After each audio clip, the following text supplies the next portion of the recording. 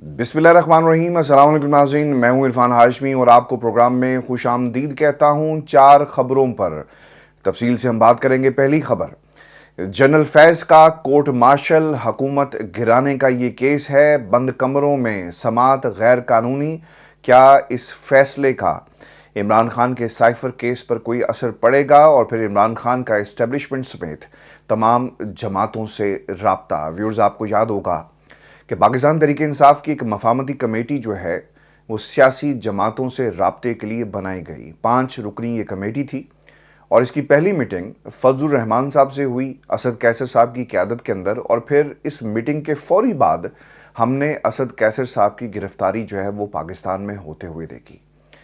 अब खबर ये आ रही है कि 5 रुकनी कमेटी, इसमें अली ज़फ़र और अली मोहम्मद ख़ान जो हैं इसे लीड करेंगे। अली ज़फ़र साहब से कुछ सवालात किए गए और इन सवालात का ताल्लुक़ पाकिस्तान के अंदर अवाम के जो शक व शुबहात हैं उससे जुड़ा हुआ है कि एक मफामती कमेटी बना दी गई। इसका ताल्लुक़ सियासी जमातों, वो सियासी जमातें जिनके बारे में पाकिस्तान तहरीक इंसाफ और बिलखसूस इमरान खान साहब एक अपना मौक़िफ़ रखते थे कि मैं कभी भी चोरों डाकुओं के साथ हाथ नहीं मिलाऊंगा। एकदम से ऐसा क्या हुआ कि आपने एक कमेटी तश्कील दे दी और उसके बाद इनकी मुलाकातें जो है वो शुरू हो गई हैं। व्यूअर्स, ठीक 9 माह पहले मैंने एक सीरीज़ की थी कि बनिंगाला में एक शख्सियत मिलने जाती है, इमरान खान को क्या ऑप्शंस दिए गए, इमरान खान ने मानने से इनकार किया। उस वक्त कुछ लोग ये समझते थे कि खान साहब डटे हुए हैं और इनको डटे रहना चाहिए, लेकिन सियासत के अंदर क्या डटे रहना कोई हर जो प्रॉब्लम है उसका हल होता है? इस पर आगे चलकर बात करेंगे। लेकिन अब ये कमेटी जिसके बारे में ये कहा जा रहा है कि ना सिर्फ सियासी जमातों से बात करेगी बल्कि ये पाकिस्तान की इस्टेब्लिशमेंट से भी राब्ता करेगी। पाकिस्तान तहरीक इंसाफ की political engagement committee Imran Khan साहब की इजाज़त और ख्वाहिश से बनी है। कुछ सवालात बैरिस्टर अली ज़फ़र साहब के सामने रखे गए और उसमें पहला सवाल इमरान खान की हाँ या ना से जुड़ा हुआ था। बैरिस्टर अली ज़फ़र साहब इस हवाले से ही कहते हैं कि जनाब बिल्कुल, जी हाँ, ये उनकी हदायत की रोशनी में कमेटी का क़याम अमल में लाया गया। और फिर कमेटी क्या नून लीग और पीपल्स पार्टी और दीगर सियासी जमातों से भी बातचीत करेगी? ये भी एक सवाल किया गया। इस पर अली ज़फ़र साहब ने कहा कि जी हाँ, हम तमाम सियासी जमातों और इदारों के साथ बातचीत को तैयार हैं। कमेटी का मकसद सियासी इत्तेहाद की बजाय लेवल प्लेइंग फील्ड का हसूल है। पाकिस्तान तहरीक इंसाफ जो है ना, इस कमेटी के ज़रिए पाकिस्तान के ताकतवर हलकों को, पाकिस्तान की दीगर सियासी जमातों को एक पेज पर लाना चाहती है। और वो पेज ये है कि तमाम सियासी जमातों को, यानी सियासी जमातों की हद तक ये नैरेटिव बिल्डअप किया जा रहा है कि जो कुछ आज हमारे साथ हो रहा है ना, कल को ये तुम्हारे साथ भी होगा। और अगर तुम बाज ना आए और तुमने पाकिस्तान के अंदर जमहूरियत के साथ और जो मुंतखब जमातें हैं उनके साथ नहीं खड़े हुए तो कल को पीपल्स पार्टी की बारी आएगी। आसिफ अली जरदारी के साथ साथ उनका फर्जंद भी जेल में जाएगा और फिर बहुत सारे मुकदमात हैं जिन्हें खोल दिया जाएगा। आज तक जब से नवाज शरीफ साहब पाकिस्तान आए, आपने इसकी एक झलक देखी कि इनके बहुत सारे लोगों के नाम एग्जिट कंट्रोल लिस्ट में डाल दिए गए और बात आगे नहीं बढ़ रही। आसिफ अली जरदारी साहब को भी नैब से नोटिस जो हैं होते हैं और वो पेशियां भुगत रहे हैं, लेकिन नवाज शरीफ जो एक मुजरिम और उन्हें निगरान हुकूमत किस तरह से क्लीन चिट देती है और उनकी सज़ा मुअत्तल कर देती है। यानी इससे ज़्यादा पीटीआई अपना केस जो है वो प्लीड नहीं कर सकती। पाकिस्तान की सियासी जमातों को ये मालूम है कि उनके साथ भी ये तमाम चीज़ें हो सकती हैं। ये तो हो गई जी सियासी जमातों की बात, जहाँ पर एंगेजमेंट कमेटी अपना काम करेगी। अब आ जाते हैं पाकिस्तान की इस्टेब्लिशमेंट। पाकिस्तान की इस्टेब्लिशमेंट 9 मई के वाक़यात के बाद ना सीधी हो गई। उन्होंने कहा कि तहरीक इंसाफ के मुकदमात और फिर इमरान खान के मुकदमात जो है ना, वो एक सुपरसोनिक स्पीड के साथ चलाए जाएंगे। ऐसे नहीं प्रोसिक्यूशन जाकर अदालतों में कहती कि जनाब आप हमें हुक्म करें, हम 15 से 20 दिन में देखें इमरान खान को सज़ा सुना देंगे और अब जमानत की बात नहीं, अब आगे बढ़ें। लेकिन इन हालात में इस एंगेजमेंट कमेटी का किरदार बहुत ही अहम होगा। पाकिस्तान तहरीक इंसाफ को हमने पहले भी कहा, 9 माह पहले भी ये मैं बात कर चुका कि आपको बात करनी पड़ेगी, बात करे बगैर जो है हालात ठीक नहीं होंगे। सियासी जमातों से बात होनी चाहिए। मैंने इससे पहले भी कहा कि पीटीआई पाकिस्तान पीपल्स पार्टी से बात करे, नून लीग से आपके इख्तलाफात बहुत ज़्यादा हैं, जो लाहौर, कराची और फिर लंदन तक के इख्तलाफात फैले हुए थे। آپ نے بات نہیں کرنی نہ کریں، لیکن پاکستان پیپلز پارٹی سے آپ کو ضرور جو ہے وہ بات کرنی چاہیے، اور جیسا ہی ہماری سیاست ہے اس میں بات کرنے سے ہی راستے جو ہیں وہ نکلتے ہیں۔ آپ صرف اکیلے نہیں ہیں، آپ کے ساتھ ایک پاکستان کی عوام کا ایک ووٹ بینک جڑا ہوا ہے۔ اس ووٹ بینک کا کیا ہوگا؟ اور عمران خان جیل میں ہونے کے باوجود، یعنی ان کا ایک اپنا سٹینڈ ہے جس پہ پاکستان کے اندر شاید ہی کوئی بندہ ایسا ہوگا جو اس سٹینڈ کے خلاف ہو۔ وہ سمجھتا ہے، پاکستان کی عوام یہ سمجھتی ہے کہ عمران خان اصولی طور پر کھڑے ہیں، اور یقیناً یہ ان کا پولیٹیکل کیپٹل کنورٹ ہو رہا ہے۔ لیکن ان حالات میں انگیجمنٹ کمیٹی بنانے کا مقصد یہ ہے کہ الیکشن سے پہلے پاکستان تحریک انصاف کو لیول پلینگ فیلڈ دی جائے، اور بہت ہو گیا، غلطی ہوئی جن سے ہوئی ان کو آپ سزا دیں۔ پوری سزا صرف پاکستان تحریک انصاف یعنی جماعت کو نہیں مل سکتی، جن لوگوں نے یہ کیا ان کے خلاف کیسز چلائیں، اور یہی پاکستان پیپلز پارٹی بھی کہتی ہے۔ نون لیگ کے اندر سے بھی یہ آوازیں اٹھ رہی ہیں، کیونکہ ان کو بھی یہ معلوم ہے کہ ہم ایک پراکسی ایک جنگ تو ہم نے شروع کر دی، اور پراکسی ایک کردار تو ادا کر رہے ہیں، لیکن کل کو یہ حالات ہمارے ساتھ بھی ہو سکتے ہیں۔ ویورز، پاکستان تحریک انصاف اور اسٹیبلشمنٹ کی صلح، اور پھر اسٹیبلشمنٹ اور پی ٹی آئی میں کیا رابطے بحال ہوں گے؟ آپ کو یاد ہونا چاہیے کہ سویلین بالادستی بامقابلہ اسٹیبلشمنٹ اور اسٹیبلشمنٹ سے صلح کر کے آگے بڑھنا، یہ دو بیانیے اس وقت پاکستان تحریک انصاف میں گردش کر رہے ہیں۔ لیکن ایسا محسوس یہ ہوتا ہے کہ مفاہمت کا بیانیہ ہی آگے لے جایا جائے گا، کیونکہ اب لڑائی کر کے اور اینٹی اسٹیبلشمنٹ بیانیہ بنا کر جو ہے نا، کم از کم خان صاحب باہر نہیں آئیں گے۔ ہاں، یہ ضرور ہو سکتا ہے کہ پاکستان کی عوام کو اچھی بات لگے۔ آپ آج سے 6 ماہ بعد، 1 سال بعد جب حالات جو ہیں وہ آپ کے مرضی کے یا آپ کی حق میں آگے بڑھیں گے، تو آپ یہ کہہ سکتے ہیں کہ یار ہم نے تو اس وقت بھی اسٹیبلشمنٹ کے خلاف جو ہے اپنی آواز کو بلند کیا، تو آج بھی ہم کر رہے ہیں۔ بیرسٹر گور نے پہلا یہ بیانیہ دیا، انہوں نے ایک ٹاک شو میں گفتگو کی جس میں انہوں نے کہا کہ پاکستان تحریک انصاف کا اگلا بیانیہ اسٹیبلشمنٹ بامقابلہ جمہوریت ہوگا۔ ایسے کرداروں سے ایک تو خان صاحب آپ کو دور رہنا چاہیے، جتنا پارٹی کا بیڑا غرق ہو گیا، اور اسٹیبلشمنٹ جیسا آپ خود بھی کہتے تھے کہ حقیقت ہے، آپ اسٹیبلشمنٹ سے لڑ کر پاکستان میں سیاست نہیں کر سکتے۔ ایک جذباتی بات ہے نا، آپ جذبات کے اندر جو مرضی کہیں، اور گور صاحب نے یہی جذباتیت جو ہے وہ نظر آئی۔ پھر ویورز، یہ بھی امپورٹنٹ ہے کہ اسٹیبلشمنٹ مخالف بیانیے پر کیا پارٹی تیار ہے۔ پارٹی کے chairman Imran Khan, deputy chairman Shah Mahmood Qureshi, صدر پرویز الہی اس وقت جیل میں ہیں، کئی دیگر پارٹی رہنما اور پارٹی ورکرز کی ایک بڑی تعداد بھی پولیس یا فوج کی تحویل میں ہے۔ سب پہ فوجداری کے مقدمات ہیں، اور آپ کو یہ ٹائم لائن کو سمجھنا پڑے گا، حالات کو سمجھنا پڑے گا، پھر خود فیصلہ کر لیں۔ ایسے میں ایسا ممکن نظر نہیں آ رہا کہ پاکستان تحریک انصاف اسٹیبلشمنٹ مخالف بیانیہ جو ہے وہ بنائے۔ پارٹی کے ترجمان ہیں جی رؤف حسن، ان کے مطابق بھی پاکستان تحریک انصاف کسی ادارے سے لڑائی نہیں چاہتی۔ انہوں نے یہ کہا کہ ہم کسی ادارے سے لڑیں گے اور نہ ہمیں ایسا کرنا چاہیے۔ پی ٹی آئی جمہوری حدود اور قانون اور آئین اور سویلین آزادی کی حدود میں رہتے ہوئے جدوجہد پر یقین رکھتی ہے۔ اور دوسری اہم بات یہ ہے کہ عمران خان کے وکیل گوہر خان کے بیان کے ساتھ پارٹی جو ہے وہ نہیں کھڑی۔ اور یہ اب انہوں نے کیوں دیا یہ سوال کہ کیا پاکستان تحریک انصاف جو ہے وہ ڈبل سگنلنگ جو ہے وہ کر رہی ہے؟ سگنلز جو دیے جا رہے ہیں یہ دوہری نوعیت کے ہیں، ایک طرف مفاہمتی بیانیہ اور دوسری طرف اسٹیبلشمنٹ مخالف بیانیہ۔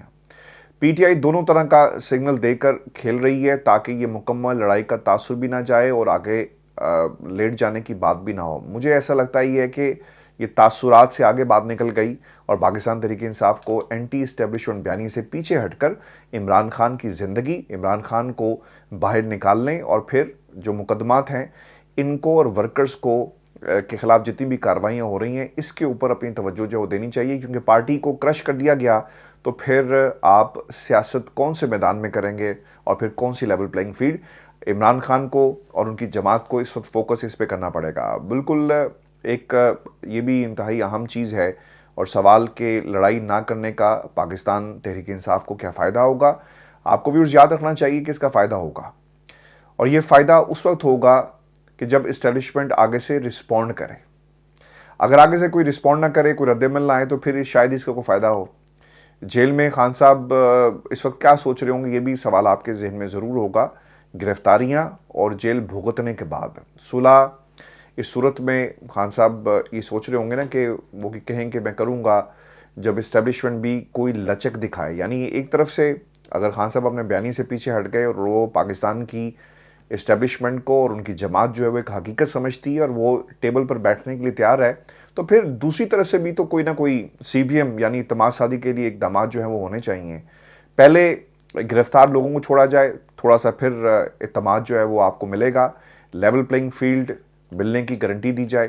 جتنی جیل اور مشکلات جو خان صاحب نے اس وقت بھگتی ہیں وہ بھگت لی, اب کوئی مثبت پیغام دینا ہے اور یہ دو طرفہ اقدامات کے طور پر ہی ہوگا. پھر یہ سوال کہ اسٹیبلشمنٹ اس وقت جو ہے وہ کیا سوچ رہی ہے.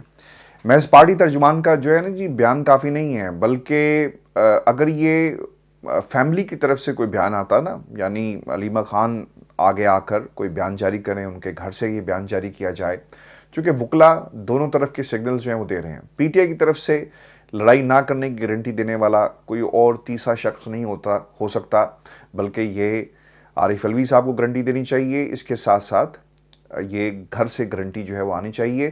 پھر ویورز سوال اب یہ بھی ہے کہ اب صلح کا کوئی فائدہ ہوگا یا نہیں ہوگا.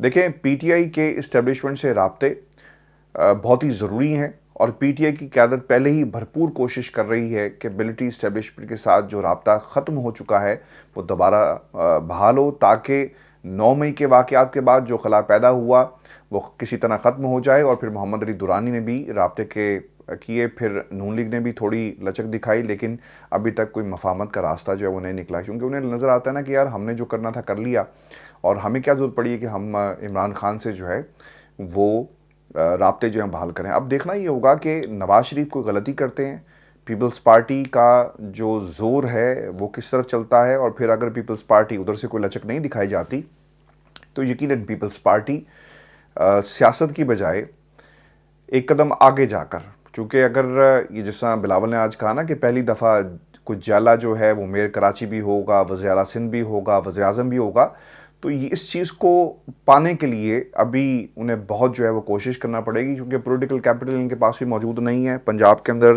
جو سیٹس ہیں وہ کوئی اور لے جائے گا, تو پھر آپ حکومت کیسے بنائیں گے. تو بلاول زرداری صاحب جو ہیں اگر کل کو اپوزیشن میں بیٹھے تو پی ٹی آئی ان کے ساتھ ہوگی اور پھر جو ہے ایک محاذ ہمیں بنتا ہوا نظر آ رہا ہے. لیکن آپ کو یہ یاد رکھنا چاہیے کہ سندھ یہ ایک طرح سے ان کی ایک ماجگاہ ہے, ایک سیف ہیون ہے ان کا, اور اگر یہ بھی ان کے ہاتھ سے چلا گیا تو اسی لیے یہ شاید بارگیننگ کریں اور اس طرح بات جو ہے وہ ہمیں بڑھتی ہوئی نظر آ رہی ہے. ویورز, یہ دوسری خبر ہے نا ہماری, یہ ہے جنرل فیض کے کورٹ مارشل کے حوالے سے, اور یہ حکومت گرانے کا کیس ہے.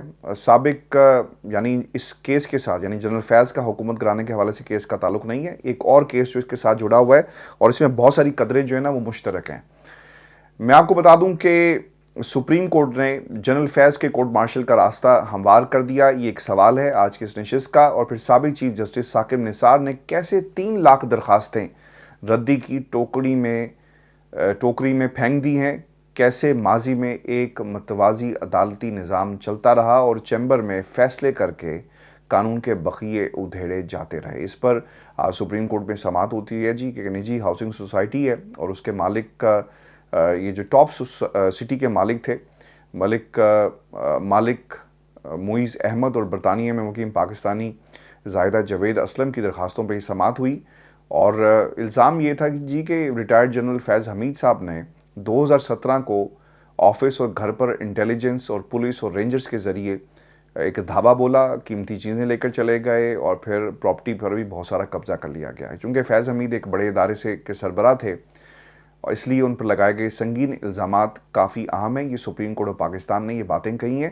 اب اس میں نا ایک سوال یہ تھا کہ کیا ان کے خلاف کورٹ مارشل ہو سکتا ہے, تو اس کے اوپر عدالت کے اندر یہ کہا گیا کہ یہ معاملہ ہم میرٹس پر بات کریں گے, اور یہ وزارت داخلہ ڈپٹی اٹارنی جنرل نے کہا کہ یہ معاملہ وزارت دفاع کو بھیج دیا جائے. اگر کوئی کارروائی کرنا چاہے, ہونی چاہے, تو متعلقہ پلیٹ فارم وہی ہے. سپریم کورٹ آف پاکستان سے یہ کارروائی جو ہے وہ نہیں ہو سکتی. ویورز, سپریم کورٹ کے کچھ سوالات تھے. سپریم کورٹ میں قاضی عیسیٰ نے یہ سوال کیا کہ کیا کوئی چیف جسٹس اس طرح چیمبر میں کسی کیس کی سماعت کر سکتا ہے, کیونکہ الزام یہ ہے کہ جی ایک ہیومن رائٹس کمیشن غالباً وہ جو ایک سیل بنایا تھا اس میں تقریباً جو انکشاف ہوا ہے 3 لاکھ سے زائد درخواستیں جو ہیں وہ ردی کی ٹوکری میں پھینکی گئی، اور یہ وہ ڈی جی جو سیل کے ہیں ان کے حوالے سے یہ اسٹیٹمنٹ سامنے آئی۔ پھر ایک رکنی بینچ چیمبر سماعت کر سکتا ہے، اس کا جواب بھی نہیں دیا گیا۔ اچھا، یہ جو کیس ہے نا کہ چیمبر میں سماعت نہیں ہو سکتی، اور پھر اس کے اوپر انہوں نے یہ بھی کہا کہ یہ غیر آئینی ہے، اس کی کوئی جوڈیشل ایگزامپل نہیں ملتی۔ اچھا، اس کا تعلق نا عمران خان کے کیس کے ساتھ بڑا امپورٹنٹ ہے۔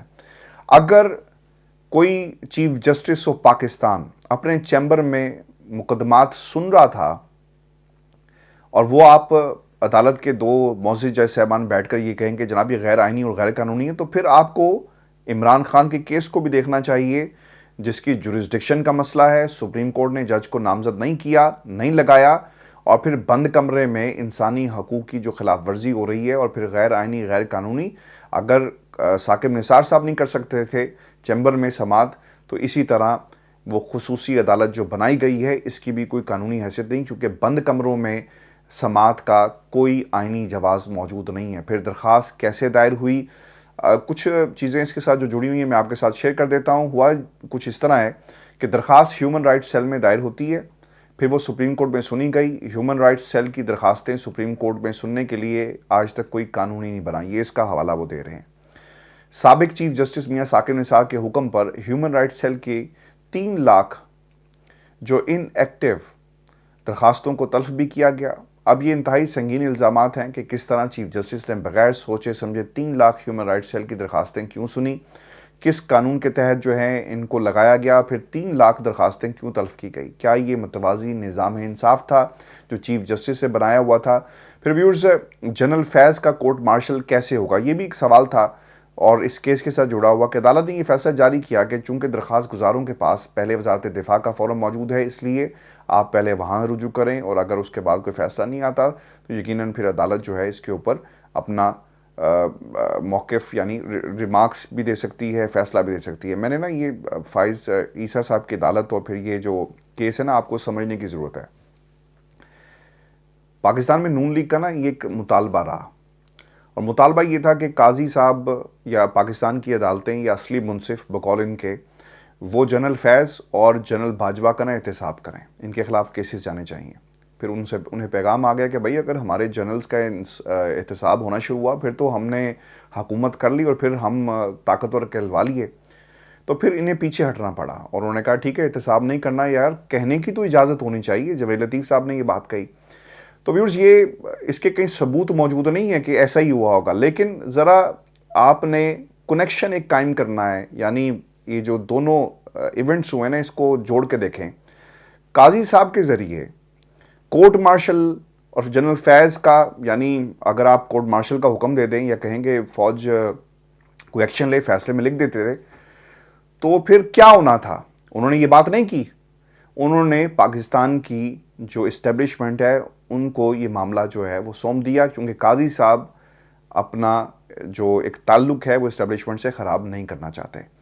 پھر درخواست گزار پر یہ معاملہ چھوڑ دیا کہ بھئی تم نے جانا تو جاؤ، مجھے کم از کم اس کے اندر مت گھسیٹو، تو یہ بات بھی یہاں پہ ختم ہو گئی۔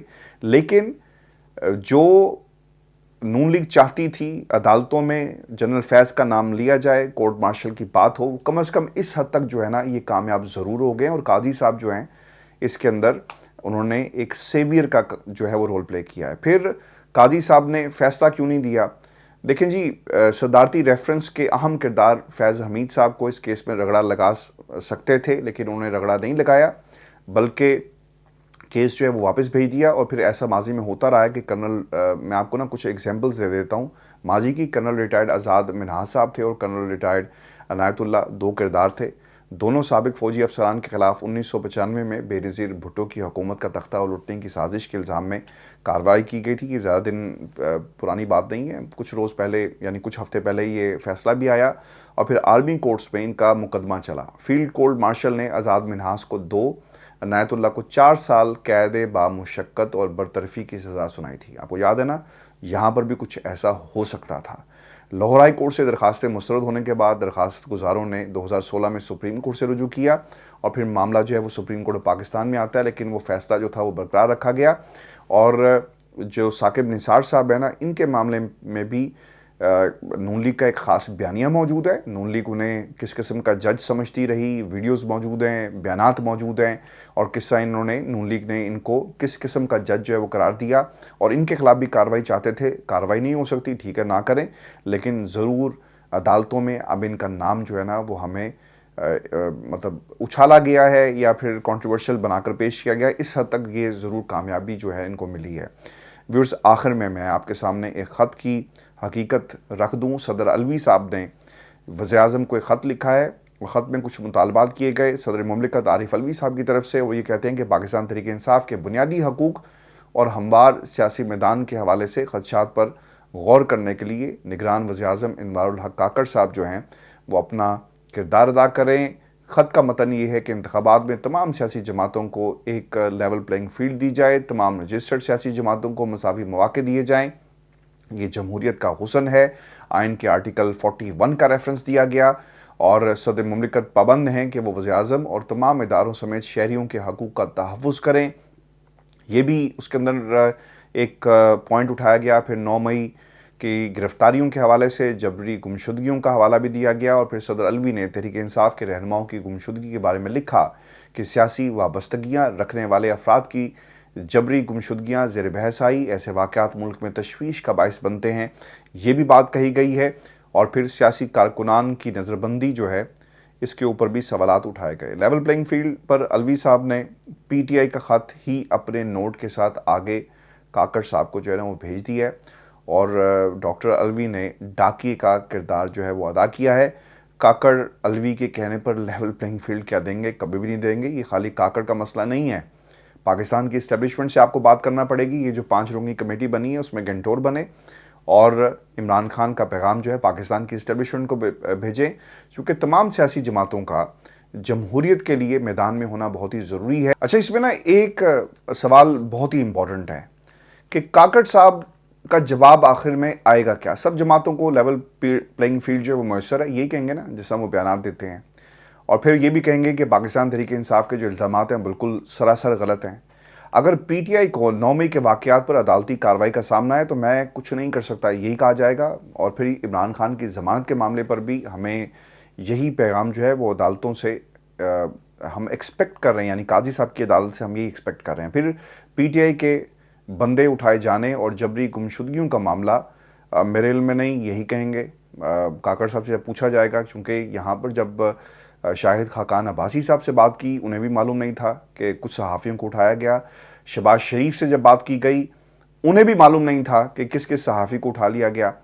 तो अलवी साहब जो हैं उनकी ज़्यादा, यानी उन्होंने एक डाकखाने का काम किया है, डाकिए का काम किया है, इससे ज़्यादा उनका किरदार मुझे नज़र नहीं आता। लेकिन व्यूअर्स, जब तक पाकिस्तान की इस्टेब्लिशमेंट से राब्ते बहाल नहीं होंगे और जो ख़त है जिस तरह से लिखे जा रहे हैं आगे बात नहीं बढ़ती, क्योंकि काकड़ साहब न 3 में न 13 में इनकी कोई हैसियत नहीं है। आपको एक डायरेक्ट हॉटलाइन राब्ता जो है पाकिस्तान की इस्टेब्लिशमेंट से करना पड़ेगा और बातचीत करें और इमरान खान और तहरीक इंसाफ के लिए कोई रास्ता निकालें। क्योंकि अगर ये तहरीक इंसाफ के लिए रास्ता ना निकला ना तो इसका मतलब ये हुआ कि वो 2-2.5 करोड़ वोटर जो पिछले इलेक्शन में जिस दिन पाकिस्तान तहरीक इंसाफ के साथ खड़ा था उन्हें आप रास्ता नहीं दे रहे।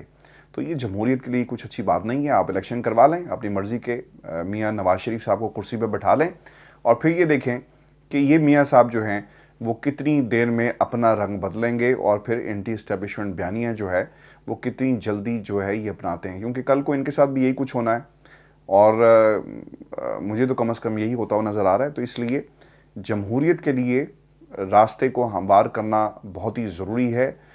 कोई उम्मीद की किरण जो है आपको जगानी पड़ेगी और अलवी साहब ये किरदार जो है वो निभा सकते हैं। व्यूअर्स, ये शो था आज का हमारा। अपने कमेंट्स भेजिएगा, चैनल को ज़रूर सब्सक्राइब करें। इजाज़त दीजिए, अल्लाह ने के बाद।